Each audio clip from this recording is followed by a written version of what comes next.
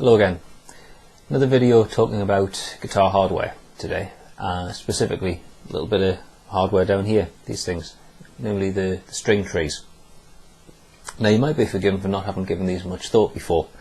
Not all guitars have them, they're quite small and kind of out of the way just on the headstock. So what are they, why are they on your guitar? If you haven't got them, why aren't they on your guitar? Basically, string trees are there to give you the right angle between the nut here and the tuning peg.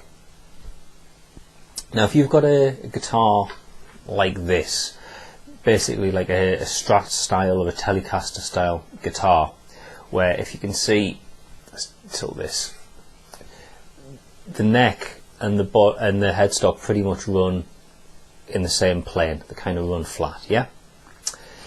If you look down at your headstock there, as the strings come over the nut, they need to have what's called a break angle. If they run just in a straight line from where the string goes over the nut to the tuning peg, then what happens is you don't have a strong, if you like, it's a bit like a fretting action. You know, if you're putting your fingers down on the frets, behind the frets, you make a nice firm contact and the string rings out nice and cleanly. If the strings pass over the nut at too shallow an angle, you don't get that strong break and the open strings don't ring out so cleanly. So what the string tree does is it just squeezes the string down so it comes along the neck, then down at an angle at the nut. And that's more akin to being fretted, and it gives you a stronger, more clearly ringing open note. So often you'll find on a guitar with like a Strat style or a Telecaster style headstock like this, where the headstock's flat to the line of the neck. On the higher strings, usually on the first and second strings, and possibly on the third and fourth strings as well, you'll have these little bars called string trees, and what they do is they give you something to angle the string down on its way to the tuning peg. Tend not to find them on the bass strings so much, because those strings are thicker, they naturally ring out a bit more, so you don't need to get such a tight angle. Some people don't like string trees because they'll say they introduce a point of friction. You know, if you've seen some of the other videos I've done on here about tuning stability and how to get your guitar set up, it's all about reducing friction. You know, having a well lubricated nut, using something like graphite to make sure that the strings slide smoothly over here, making sure that there's no sharp edges, nowhere to catch the strings. You're trying to eliminate friction, so it seems a bit daft to then come along and put something that's going to wedge the strings down. It potentially is a way that you're going to introduce friction. String trees basically are a necessary evil. If you want to have a good sounding open note with a flat profile headstock like this, you need a string tree. So there's ways you can get around it, around the problem of friction. One way is by using string trees like these. I'll do a close-up photograph of these. Basically these are little rollers, so rather than just the strings passing under a piece of metal, they're actually passing under a little wheel, and that wheel, because it's on a bearing, you can keep that lubricated with a tiny little dab of oil, so it moves nice and smoothly. There's no way for the friction to get induced, and keeps everything nicely in tune. So if you've got a guitar with a flat profile headstock, say like that, you need string trees. If you've got a guitar with string trees and think, oh, it might look cleaner if I remove them, don't. It'll be a mistake. Your open strings won't sound as good, and you'll also have a hole in the headstock from where you've taken the screw out from where it retains the string tree. So don't do that. So why don't all guitars have string trees? Okay, well, let's take a look at this guitar. Just put the Telecaster down on the stand. Take a look at the Les Paul. Now this one, as you can see, no string trees. Strings go straight along and into the tuning pegs. Reason for that is if you look at the angle on the neck, strings come along and then they break off at this angle. So they're already kind of like being fretted at the nut, so there's no need to have anything else to push the strings down. You've already got the natural angle there because of the angle of the headstock. Time for a bit of just personal preference here.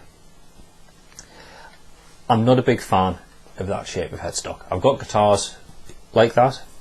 I've had guitars like that in the past, and I'm sure I'll have guitars like that in the future. The reason I don't like it is it's a point of weakness, really. You know, that's the weakest part of the guitar neck, because you've got the angle. If you put it into a gig bag, potential that the back of the headstock's going to get knocked and you're going to cause some damage. Guitars, this sort of design, if you see a damaged one, 9 times out of 10 it's going to be damage around the headstock area, because that's the weakest point. So say it's just a personal preference. I prefer something like the Strat or like the Telly, where you've got the headstock that's in line with the neck, and because of that the guitars have got string trees on them. Like I say, just a personal preference. Gibson and the like have been doing very well out of the Les Paul design, so I'm not knocking it. So it's just a personal preference. I'm not such a huge fan of this style of headstock. Just pop that back on the rack. Now another way you can get around the need for string trees, even on a flat profile headstock on like this, is to use what's called height compensated tuning pegs. And what happens with a height compensated tuning peg is, you think about your machine heads normally, and on the post where the string goes in, the hole's usually about in the middle for the string to go through. On a height compensated one, the hole that the string goes through is actually much lower down the capstan. So what happens is, as the string goes over the nut, it needs to go further down to get into the hole on the tuning peg, so it gives you that little bit more of a break angle. It's a bit of a compromise.